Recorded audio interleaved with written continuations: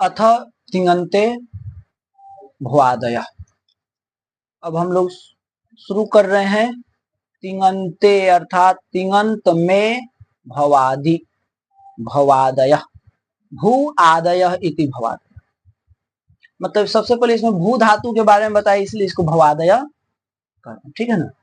अब देखिए सबसे पहले लट लट लीट लूट लिट लेट लोट लंग लिंग लुंग लिरिंग एसु पंचमो लकार छंदो मात्र गोचर।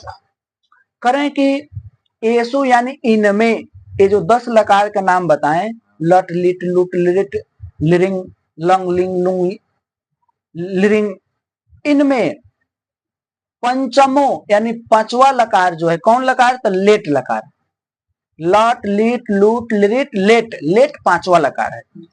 तो पांचवा लकार छंद मात्र गोचर, छंद मात्र में देखा जाता है अर्थात वेद में देखा जाता है, ठीक है।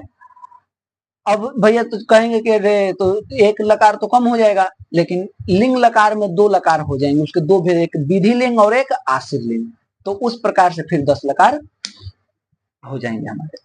अब देखिए इसमें पहला सूत्र क्या है, लह कर्मणि च भावे चा कर्मकेभ्यः, ठीक है प्रभु जी। लकाराः सकर्मकेभ्यः कर्मणि कर्तरि च स्युः अकर्मकेभ्यो भावे कर्तरि च। करे हैं लकार जो है सकर्मकेभ्य अर्थात सकर्मक धातु से, जो लकार जो है सकर्मक धातु यदि है तो सकर्मक धातु से लकार जो है कर्म और कर्ता अर्थ में होते हैं, ठीक है। और अकर्मक धातु से भाव और कर्ता अर्थ में लकार होते हैं। तो सकर्मक क्या है अकर्मक क्या है इसके बारे में थोड़ा समझिए। सकर्मक वो है जिससे जिस क्रिया से कर्म उत्पन्न हो, जिस क्रिया से कर्म उत्पन्न हो, सरल भाषा में जिस क्रिया से कर्म उत्पन्न हो वो सकर्मक धातु है। क्रिया मतलब धातु, क्रिया मतलब धातु ही समझिए। तो जिस क्रिया से या जिस धातु से कर्म उत्पन्न हो वो सकर्मक धातु है, और जिस क्रिया अर्थात धातु से कर्म उत्पन्न न हो वो अकर्मक धातु। तो यदि सकर्मक है तो उसे कर्ता और कर्म अर्थ में होगा लकार, और यदि अकर्मक है तो उसे भाव और कर्ता अर्थ में होगा। जैसे मैं पढ़ता हूं तो पठ धातु यहां पे प्रयोग होगा, तो पढ़ता हूं तो अभी ये क्रिया है, क्रिया से कर्म उत्पन्न हो रहा है कि नहीं, पढ़ता हूं तो क्या पढ़ता हूं, तो किताब ग्रंथ पुस्तक इत्यादि पढ़ता तो इससे कर्म उत्पन्न हो गया, तो इससे जो होगा ये सकर्मक धातु होगा। तो इससे जो है हम कर्ता और कर्म अर्थ में लकार को ले आएंगे। अब सकर्मक धातु समझ गए कि जिसे कर्म उत्पन्न हो, और अकर्मक धातु कौन होगा जिसे कर्म उत्पन्न नहीं। जैसे वह सोता है, सिंह स्वप्ने, ठीक है ना।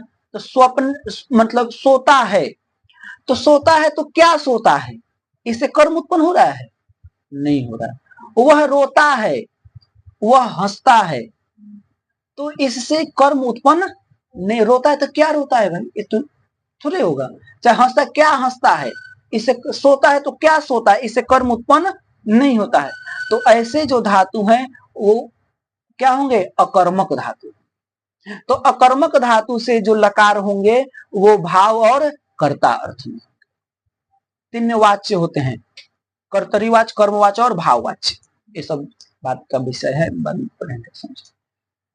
ये सूत्र समझ गए।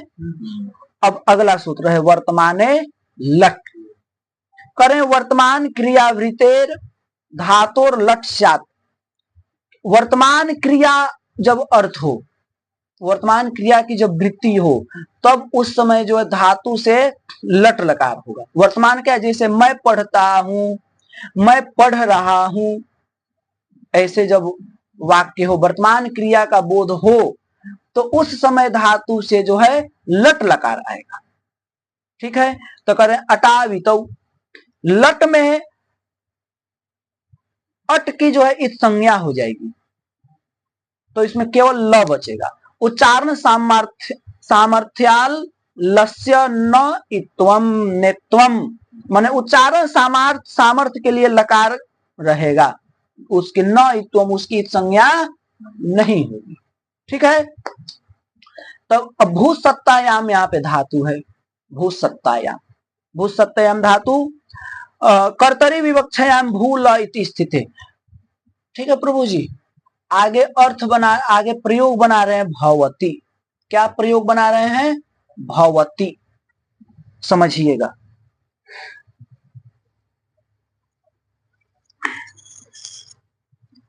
देखिए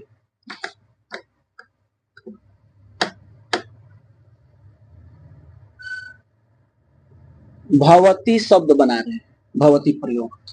ठीक, तो यहाँ पे भूसत्तायाम प्रभु जी धातु है। ठीक है, जिस बात को बोल रहा हूं समझिएगा ठीक से। भू सत्तायाम ये धातु है। भू सत्तायाम का अर्थ होगा मतलब सत्ता अस्तित्व में है आदि में अर्थ में होगा, सत्ता जिसकी है। भू सत्तायाम धातु से अब यहाँ पे लकार आएगा। तो सबसे पहले लकार तो उतने लकार हैं, तो उन लकारों में से कौन से लकार आएंगे?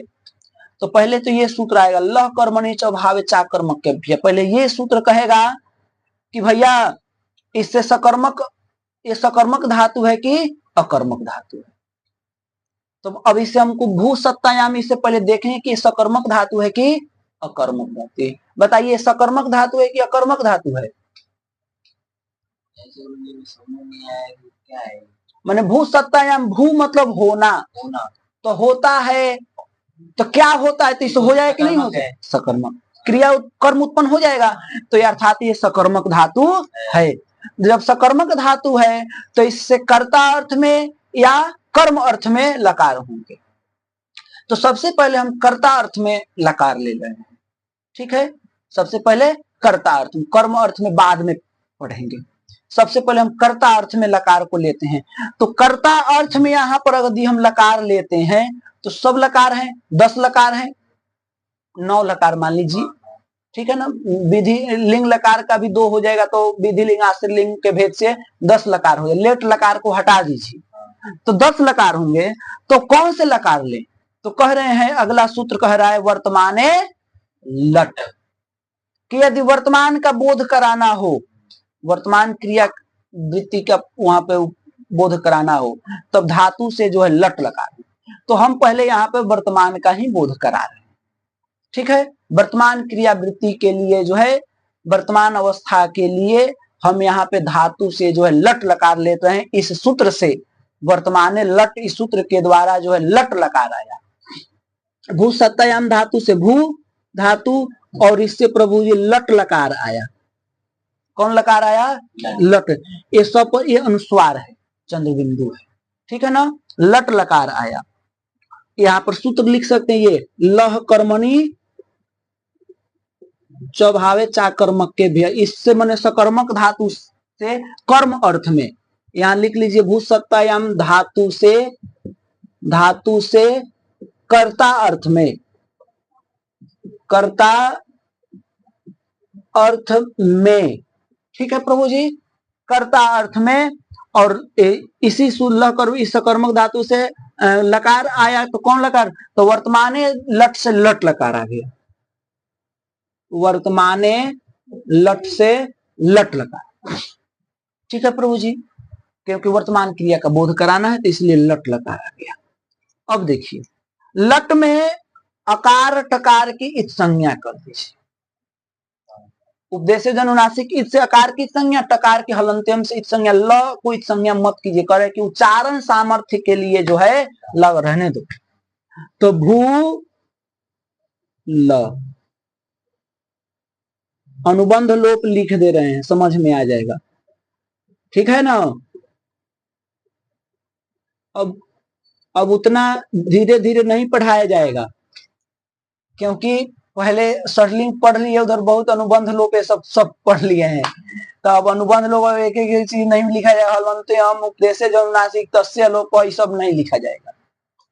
ठीक है, समझ गए व्यास जी? ध्यान दी। भूल, ये जब स्थिति हुई तब अब यहाँ पर अगला सूत्र है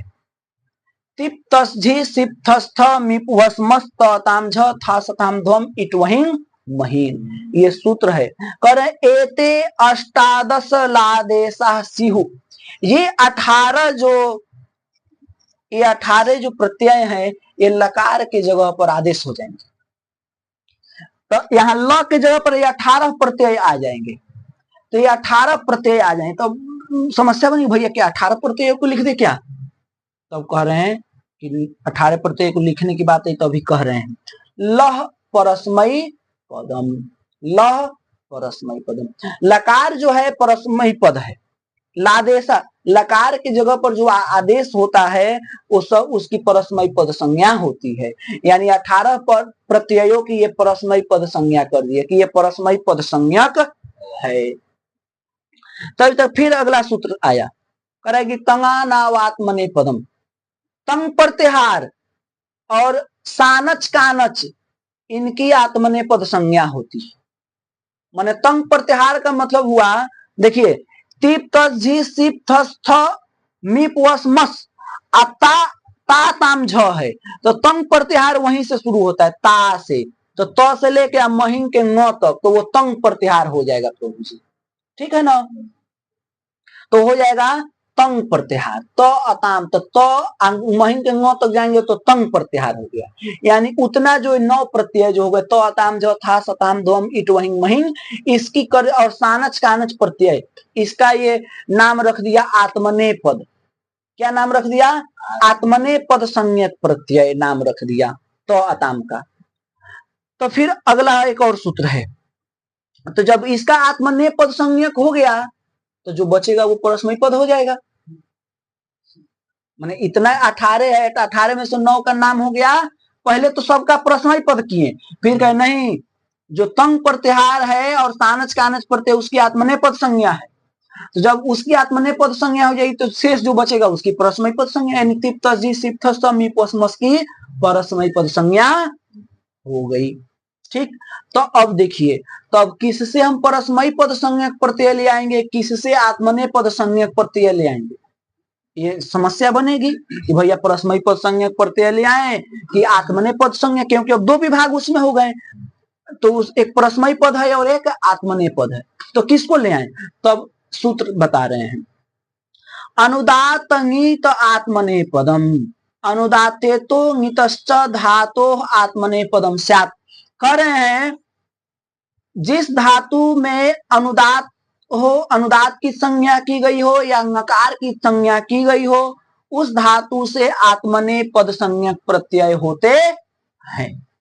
तो देखिए, जिस धातु में अनुदात, अनुदात स्वरित ये चिन्ह है वेद का, ठीक है ना? तो ये दिया रहेगा धातु के ऊपर, नीचे अनुदात स्वरित ऊपर बताए हैं और के 18 भेद अनुदात स्वरित का चिन्ह, तो वही चिन्ह यदि रहेगा। तो जब अनुदात की संज्ञा करेंगे या स्वरित की संज्ञा करेंगे जिस धातु में, या नकार की संज्ञा करेंगे तो उसे आत्मने पद संज्ञक प्रत्यय, जैसे सिंह स्वप्ने, सिंह में नकार की संज्ञा कर दिए तो वो नकार नित हो गया कि नहीं हो गया नकार की, तो इसलिए उस धातु से आत्मने पद संज्ञक प्रत्यय होंगे, परस्मयी पद संज्ञक प्रत्यय नहीं होंगे।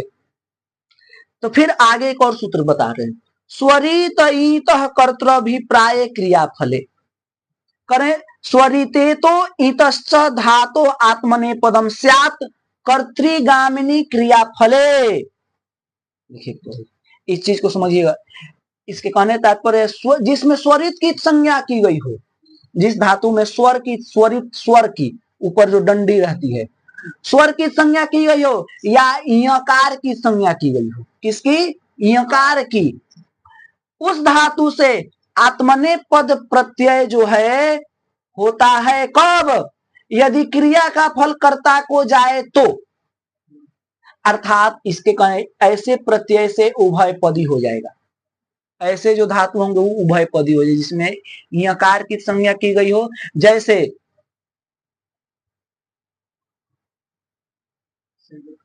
हाँ, जैसे भज सेवायाम धातु से, चलिए छोड़िए, डुक्रिय करने, डुक्रिय करने, डुक्रिय, उसमें य की संज्ञा करेंगे। तो इसलिए जिसे तो उसका एक करोती, जिसे हम लोग बोलते हैं ना अहम करिष्यामी, तो करिष्यामी करिष्ये संकल्प जब करते हैं तो करिष्यामी करिष्ये इस पर देखना चाहिए। तो करिष्ये अगर बोलते हैं तो करिष्ये आत्मने पद में बनता है और परस्मयी पद में करिष्यामी बन जाएगा। तो तो करिष्यामी कब बोलेंगे? जब दूसरे के लिए अनुष्ठान इत्यादि संकल्प कर रहे हो। जैसे मान लीजिए मैं दूसरे के लिए कर रहा हूं तो करिष्यामी, यानी अपने लिए नहीं कर रहा हूं, दूसरे के लिए कर रहा हूं। परस्मयी पद पर माने दूसरे के लिए, और आत्मने पर अपने के लिए जब करना हो तो वहां पर करिष्ये बोलेंगे। तो डुक्रिय करने धातु जो इसमें यकार की संज्ञा हो रही है, तो यकार की संज्ञा तो ऐसे धातु से उभय पे, यानी आत्मने पद भी होंगे और परस्मयी पद भी प्रत्यय हो जाएंगे। ठीक है प्रभु जी। ये हो गया। तो आत्मने पद में बनेगा तो जो करिष्य बन जाएगा, परस्मयी पद में तो करिष्यामी बन जाएगा। तो ये सब चीज देखना पड़ता है। तो किसे आत्मने पद होगा, तो यहाँ पर समझ गए, जिसमें नकार की संज्ञा हो उसे आत्मने पद या अनुदात की संज्ञा हो, जिसमें स्वरित की संज्ञा हो, यकार की संज्ञा हो, तो उसे भी आत्मने पद हो सकता होगा। यदि क्रिया का फल कर्ता को हो तो तब आत्मने पद, यदि क्रिया का फल दूसरे को हो तब परस्मयी पद। इस चीज को समझना है। यदि क्रिया का फल कर्ता को प्राप्त हो तब तो आत्मने पद होगा। जैसे मैं मुझे ही प्राप्त करना है तब आत्मने पद होकर के जैसे करिष्य बन गया। यदि दूसरे को प्राप्त कराना हो, दूसरे को प्राप्त हो फल, तब वहां पर परस्मयी पद जो है प्रत्यय लगाएंगे, तो जैसे करिष्यामी बन जाएगा परस्मयी पद में। ठीक है प्रभु जी, अब समझ गए।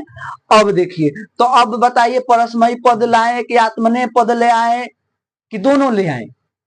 तो देखिए, भू धातु में न तो नकार की संज्ञा है, न तो अनुदात की संज्ञा है, न तो स्वरित की संज्ञा है, न तो यकार की संज्ञा है। इसलिए इससे परस्मयी पद संज्ञक ही प्रत्यय आएंगे। फिर कह रहे हैं शेषात कर्तरी परस्मयी पदम, करे आत्मने पद निमित्त हीना धातु कर्तरी परस्मयी पद पदम स्यात्। माने आत्मने पद निमित्त से हीन जो धातु है, जो आत्मने पद से हीन है, जो आत्मने पद जिसमें जो नहीं हो रहा है, ऐसे धातु से परस्मयी पद हीना धातु कर्तरी, कर्ता अर्थ में परस्मयी पद संज्ञक प्रत्यय होंगे। ठीक है प्रभु जी। तो ये जो धातु है अनुदा आत्मने पद से हीन है कि नहीं है? माने आत्मने पद से हीन धातु है, माने इसमें आत्मने पद वाला नहीं हो रहा है, तो इससे परस्मयी पद धातु परस्मयी पद प्रत्यय होंगे कर्ता अर्थ में। तो हम परस्मयी पद प्रत्यय ले आए कौन? तिप तस झी सिप थस थ मिप वस मस। ठीक है, 9 प्रत्यय आ रहे हैं। तो फिर समस्या बन रही है कि भाई अब चलो, वो तो 18 था, 18 में से अब 2 विभाग कर दिया, आत्मने पदी परस्मयी पदी। तो आत्मने पदी तो इससे होगा नहीं, परस्मयी पदी हुआ, तो परस्मयी पद में भी 9 प्रत्यय है, तो किसको ले आए? तो फिर अगला सूत्र है तीन स्त्रीनी त्रीनी प्रथम मध्यमोत्तम, तीन उभयो पदयो त्रय स्त्रीका क्रमादे तत्संज्ञा सिहु। कहते हैं जो तिंग है, यानी तिंग का मतलब क्या है? जो तिप तसी सिथ समीप वस्मस्त अताम जथा सताम दोमी टोहिंग महिंग। तो इसको जो दोनों को उभयो में, यानी तिप तसी को भी और तताम झ को भी, दोनों को क्या करना? दोनों को पद, दोनों पद को 3-3 भाग कर दें, और 3-3 भाग करके एक प्रथम और एक मध्यम और एक उत्तम पुरुष संज्ञा कर दें। प्रथम पुरुष, मध्यम पुरुष और उत्तम पुरुष। फिर उसके बाद तान्य तान्येक वचन द्विवचन बहुवचनान्येक सह करें लभ प्रथमादि संज्ञानी। जो प्राप्त हुआ संज्ञा कौन? जो प्रथम पुरुष, मध्यम पुरुष, उत्तम पुरुष जो संज्ञा प्राप्त हुआ, अब इसको भी क्या करें? इस तीन को भी 3-3 करें, और प्रत्येक एक वचन संज्ञा, एक वचन आदि संज्ञानी सी हो। माने एक वचन द्विवचन और बहुवचन में बदल दें। समझ गए? जैसे तीप तस झी, तिप्तस झी, सीप थस थ, मीप वास मस। ये हो गया हमारा प्रथम पुरुष, ये हो गया मध्यम पुरुष और ये हो गया उत्तम पुरुष। देखिए मैं, प्रथम पुरुष तिप, इसी को प्रथम पुरुष कहा गया है, लेकिन इंग्लिश में पढ़ते हैं तो क्या बोलते हैं प्रभु जी से? इसको थर्ड पर्सन बोलते हैं, इसको थर्ड पर्सन बोलते हैं। हाँ बताइए, इसको फर्स्ट पर्सन बोलते हैं, इसको सेकेंड है, इसको थर्ड। लेकिन नहीं, देखिए व्याकरण में कैसे प्रथम पुरुष है। वह मतलब कौन? ब्रह्म, पर ब्रह्म परमात्मा, वो प्रथम पुरुष है। इंग्लिश में वो थर्ड पर्सन हो जाता है, संस्कृत में वह प्रथम पुरुष है। प्रथम पुरुष वही तो है, और कौन है प्रथम पुरुष? ठीक है। और इसका एक वचन द्विवचन भी विभाग कर दे, एक वचन द्विवचन और इसका बहुवचन। इसी प्रकार से आत्मने पद में तो अताम झ था सथाम ध्वम इट वही मही। ठीक है प्रभु जी? हाँ। अब देखिए, अब कर रहे युष्मद्युपपदे समानाधिकरणे स्थानिन्यपि मध्यम।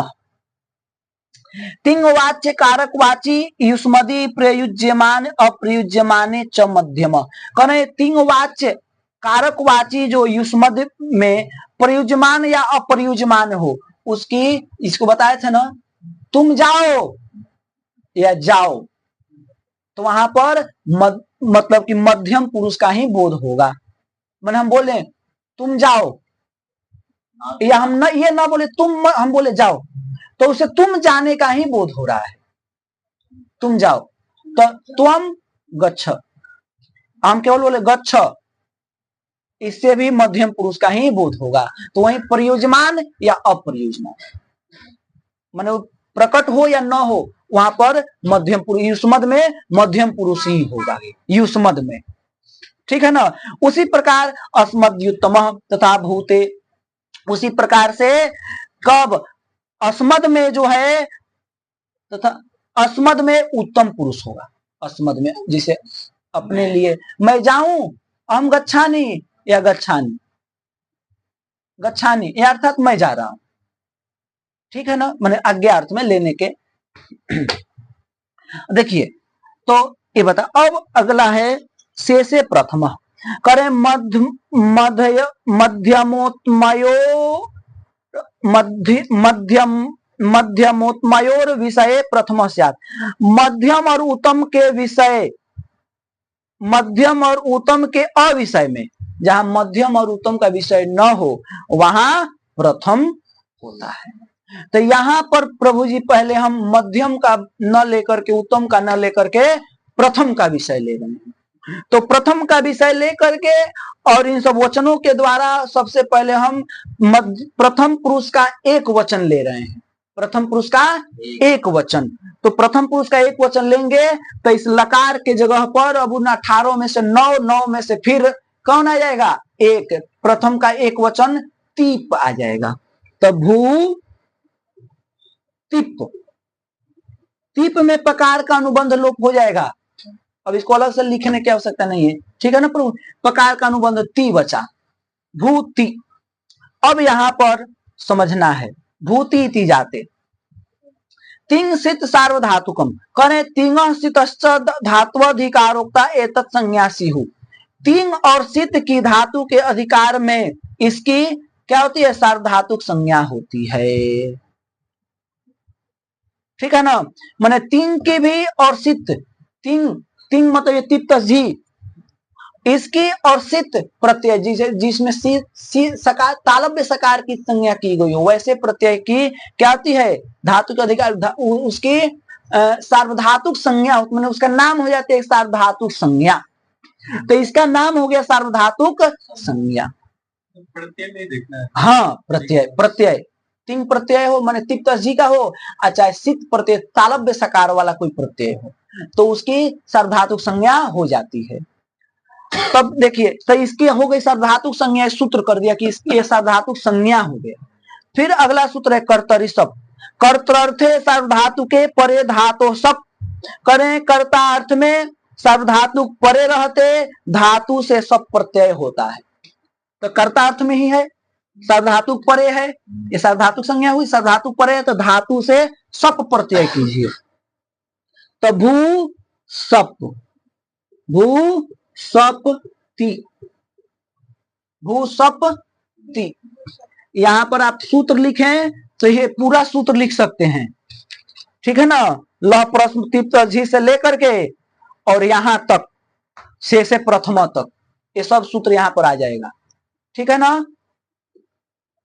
तिप तस झी से लेकर के से प्रथम, ये सब सूत्र से प्रथम तक ये सब सूत्र आ गया है। इसमें सब सूत्र का ही तो हम समावेशन करके तब ना ये तिप आया है।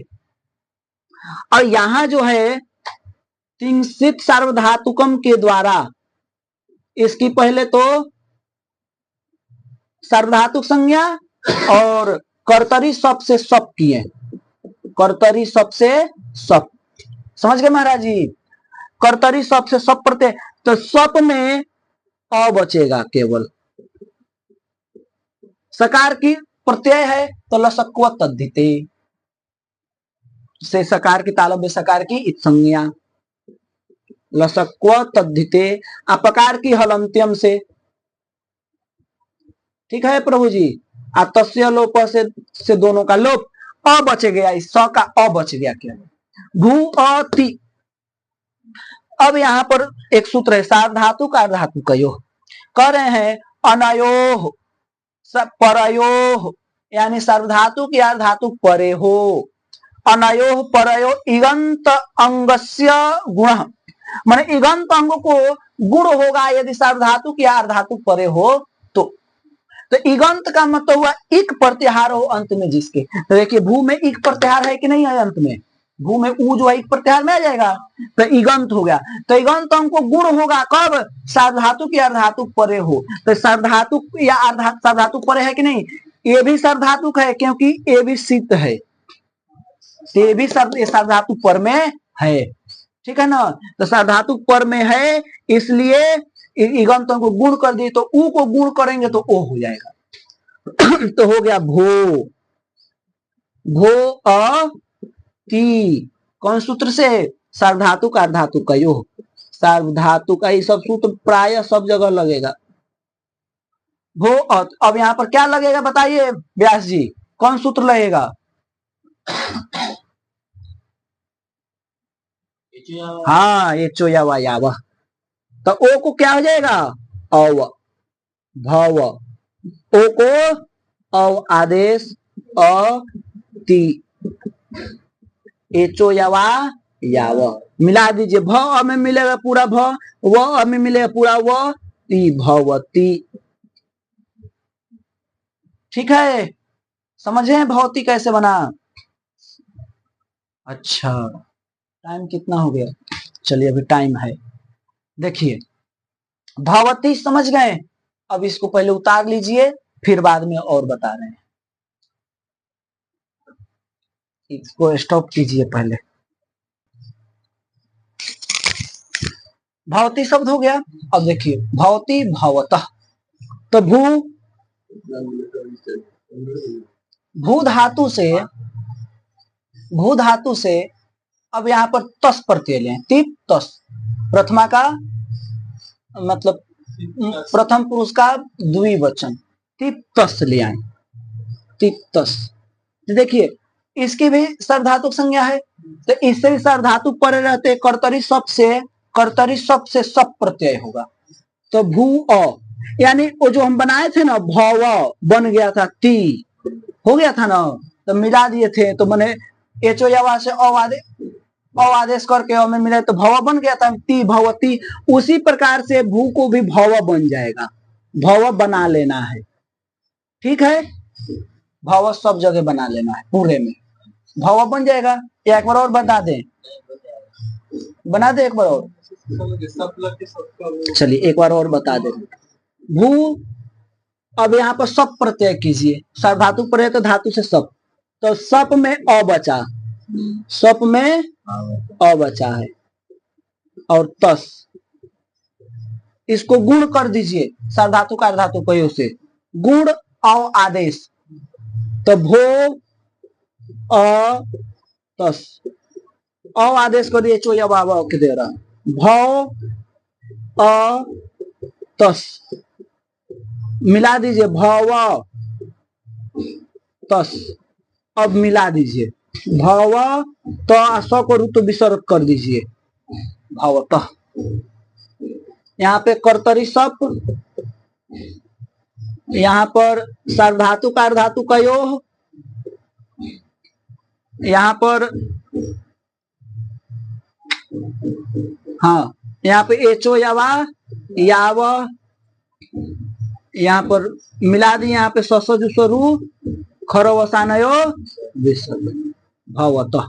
अभी सिर्फ भव तो बन जाएगा, भव अति तस के बाद झी, ठीक है प्रभु जी, तो भव झी है। तो यहाँ पर एक सूत्र आ गया है झोंत, अब ये सब उप नहीं करना, सब सब करके यहाँ पे भव बना है, ठीक है ना, गुड़ और सब करके चोयावा सब करके झी, तब अब यहाँ पर झोंत सूत्र है, करें प्रत्ययावयवस्य झस्या अंतादेश, प्रत्यय का अवयव जो झकार, उसको अंत आदेश होगा, क्या होगा, अंत आदेश। देखिए अंत, तो झ में झी में दो हैं, झ है और ई है, तो कह रहे हैं कि प्रत्यय के अवयव जो झकार, माने इकार को अलग रखिए, झकार को अलग रखिए, तो झ को केवल जो है अंत आदेश कीजिए, तो अंत,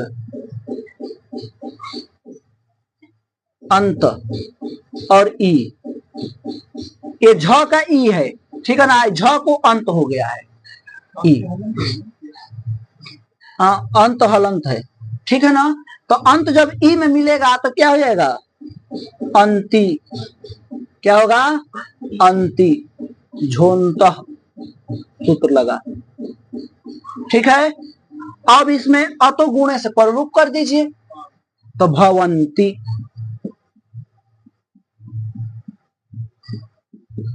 अतो गुणे, भवती भवतः भवंती, अब भव और सिप पकार की संज्ञा मिला दीजिए, भवसी। इधर देखिए मोबाइल बजाते हैं,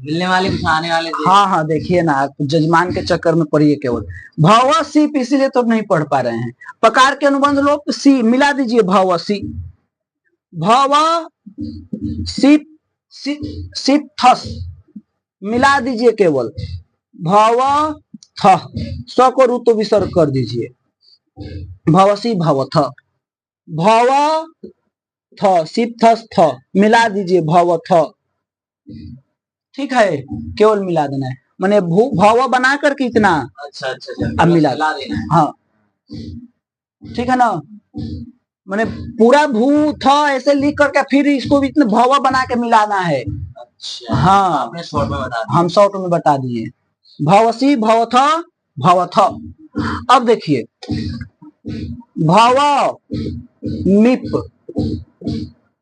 पकार की संज्ञा कर दीजिए, यहाँ पर एक सूत्र लग जाएगा, अतो दीर्घो जाई, करें अतोंगस्य दीर्घो यादव सार्वधातु के, अदंत अंग को दीर्घ होगा यह आदि सार्वधातु पर रहते, माने यह प्रत्याहार वाला यदि सार्वधातु पर में है, तो यह प्रत्याहार में यह प्रत्याहार में आपका य से चलिए य व र ल य म ङ र न, तो देखिए म आ गया कि नहीं आ गया, ये सब नहीं आया था, सी थ थ ये सब नहीं आया था यहाँ प्रत्याहार में, ये म आ गया, तो यह आदि माने यह प्रत्याहार आदि में हो ऐसा सार्वधातु परे हो, तो है कि नहीं है पर में, तो इसलिए अदंत अंग को दीर्घ हो गया, तो ये हो गया भवा मी, मिला दीजिए भवामी, यहाँ पर ये सूत्र लिख लीजिएगा अतो दीर्घो यही, ठीक है। भवामी, इसी प्रकार से भवाव, भव मिप वस। अब यहाँ पर भी यह आदि सार्वधातुक परे है, यह आदि में है, ऐसा सार्वधातुक पर में है, तो इसको भी दीर्घ हो जाएगा। तो भवा व स को ऋतु विसर्ग कर दीजिए भवाव। यहाँ भी सूत्र लगेगा अतो दीर्घो यही, और अतो दीर्घो यही है, अतो गुणे नहीं है, याद रखिएगा। और यहाँ पे स जुसरु खर वसानयो विसर्जनीय भवाव भवाम। इसी प्रकार से भव मस भवाम दीर्घ हो जाएगा भवा मस, मिला दीजिए भवा मह, स को ऋतु विसर्ग, अतो दीर्घ यहीं से दीर्घ भवाव भवाम। तो आज हम लोग पढ़ लिए लट लकार, कल पढ़ेंगे हम लोग लिट लकार। ठीक है प्रभु जी, रहने दिए जाए।